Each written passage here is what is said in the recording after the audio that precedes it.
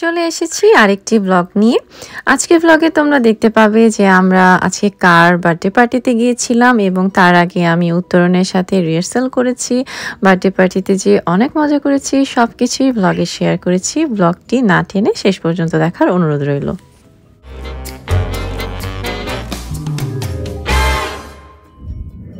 Hello everyone, welcome back to my channel Marilyn blogs. আশা করছি সবাই অনেক ভালো আছো, আমরাও কিন্তু অনেক ভালো আছি।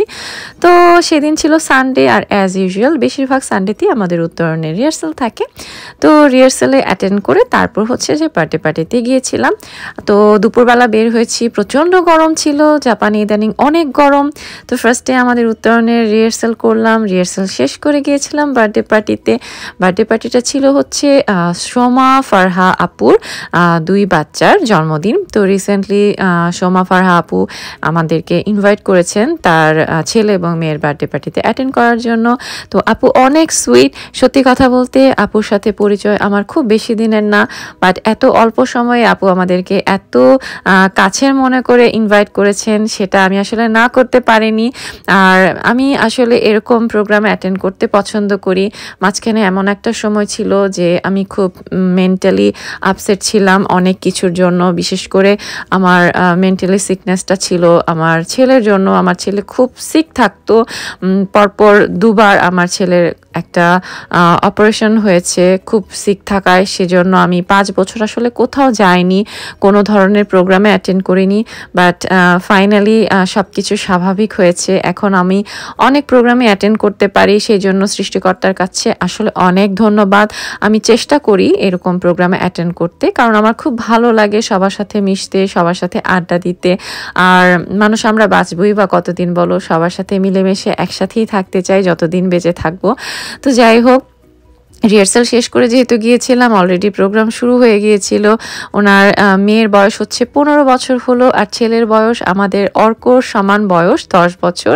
বাচ্চা দুইটাও অনেক সুইট। বাচ্চা দুইটার জন্য সবাই অনেক দোয়া করবেন, ওরা যেন মানুষের মতো মানুষ হতে পারে, ওদের বাবা মার স্বপ্ন পূরণ করতে পারে। তো আপুকে সেদিন খুবই সুন্দর লাগছিল, ভীষণ ভীষণ ভীষণ মায়া লাগছিল দেখে। আর স্বাভাবিক এরকম একটা প্রোগ্রামে আসলে যাদের নিয়ে প্রোগ্রাম হয় তাদের আসলে খুবই ব্যস্ততায় কাটে। আপু খুবই বিজি ছিল, বাট এত ব্যস্ততার মধ্যেও আপু টাইম দিচ্ছিল সবাইকে, খুবই ভালো লাগছিল। উপস্থাপনায় ছিল আমাদের মিথুন আন্টি, মিথুন আন্টিকেও খুব সুন্দর লাগছিল। মাত্র কদিন আগে মিথুন আন্টিদের বিয়ের 25 বছরের একটা অ্যানিভার্সারি প্রোগ্রাম হয়েছে, অনেকেই আমার ব্লগে দেখেছো। তো জন্মদিন কেক দুইটা আসলে কোথা থেকে অর্ডার করেছে আমার জানা ছিল না, বাট কেক দুইটাও কিন্তু খুবই খুবই খুবই সুন্দর হয়েছে। আর সামনের ডেকোরেশন গুলো খুবই সুন্দর করে করা হয়েছে। গরমে আসলে সবারই কষ্ট হচ্ছে বুঝতেছি। যাই হোক, এই কষ্টের ভিতর আমরা সবাই মিলে আনন্দ করবো আমার মেয়ে এবং ছেলের জন্মদিনে।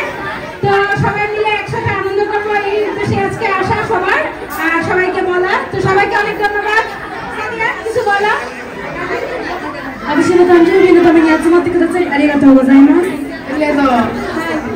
এবং সবাই দোয়া করি সবাই আল্লাহ নেক হায়াত দান করুক এবং সবার সন্তানদের বড় করে যাওয়ার সময় দেব আল্লাহ, আমিন।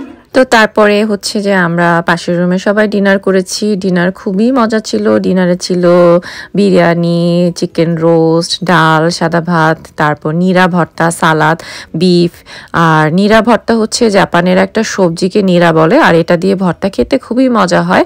তো আমাদের এখানে বেশিরভাগ বাংলাদেশিরা আছে যে এই নিরা দিয়ে খুব মজার একটা ভর্তা বানায়, ভর্তাটা খুবই খুবই মজার হয়। তো আমার কাছে ভর্তাটাও খুবই মজার লেগেছে।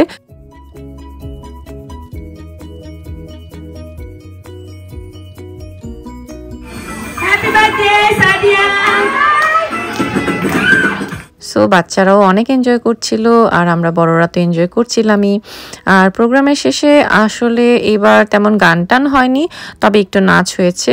আর অনেক বেশি সময় না, কারণ হলের টাইম আসলে খুবই শর্ট থাকে, এত কিছু চাইলেও আসলে করা যায় না। তো যাই হোক, শেষ পর্যন্ত প্রোগ্রামটি আমি অনেক এনজয় করেছি, আশা করছি যে তোমরাও এনজয় করবে। আর আপাতত আমি এখানেই বিদায় নেব, আর নেক্সট ব্লগ নিয়ে কিন্তু আমি খুব তাড়াতাড়ি চলে আসব।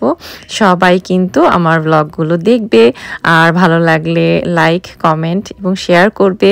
আপাতত আমি এখানেই বিদায় নিচ্ছি, নেক্সট ব্লগ নিয়ে আবারও দেখা হবে। Bye bye. বাট তোমরা কিন্তু ব্লগটা পুরোটা দেখে তারপরেই যাবে। Bye bye.